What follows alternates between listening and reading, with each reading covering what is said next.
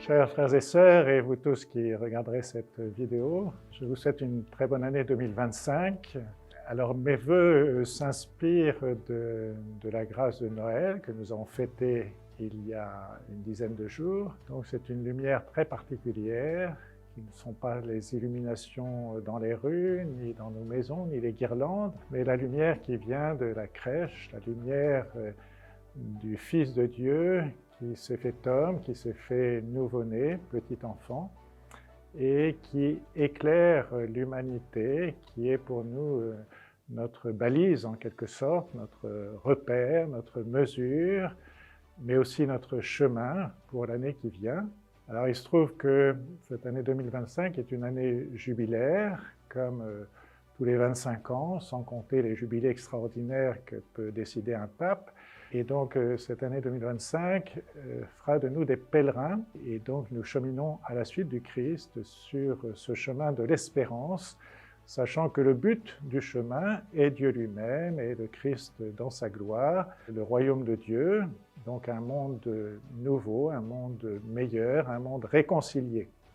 Alors ce n'est pas le cas aujourd'hui, nous sommes encore dans les épreuves, mais nous allons avancer sur ce chemin dans l'espérance de ce monde nouveau et en y contribuant chacun, les uns et les autres aussi, par notre manière d'agir, par notre attention à chacun, en développant la fraternité entre nous. Et le jubilé, c'est justement le temps de la remise des dettes dans la tradition juive. Et donc c'est le moment pour nous de nous réconcilier les uns avec les autres, pour nous chrétiens bien sûr de demander à Dieu de nous pardonner nos péchés, d'effacer en quelque sorte nos dettes. Nous avons, nous chrétiens, à donner des signes que nous avons raison d'espérer, signes, encore une fois, d'un monde meilleur, d'un monde où des hommes et des femmes se déploient dans une belle humanité. Nous en avons tous des exemples dans l'Église ou en dehors de l'Église.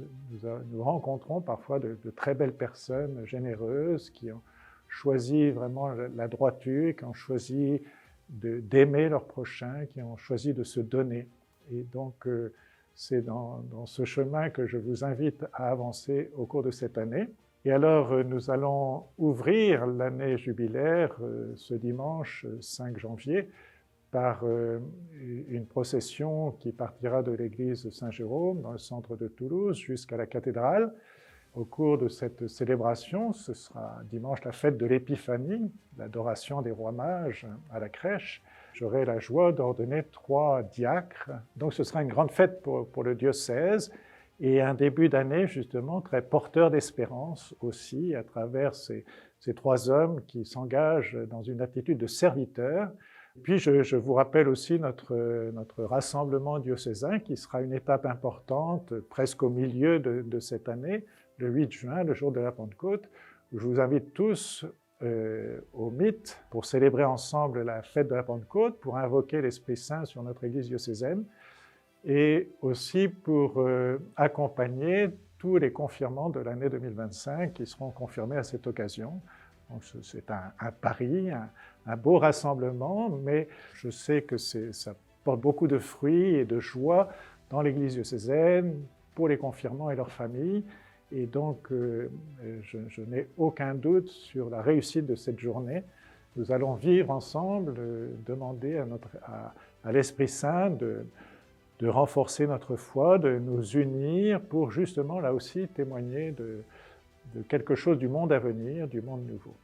Donc, voilà, soyez au rendez-vous. En attendant, donc, profitez bien de ce début d'année et surtout, allez de l'avant, avancez, sans jamais perdre cette lumière de Noël, cette lumière du Fils de Dieu fait chair, qui doit, encore une fois, éclairer toute notre année, toutes nos démarches, et surtout nous donner toujours plus le sens de l'homme, nous faire grandir en humanité et servir l'humanité profondément, hein, permettre à chaque être humain de déployer sa propre humanité, de devenir un être humain accompli pour le bien de tous et pour la joie de Dieu. Bonne année à vous.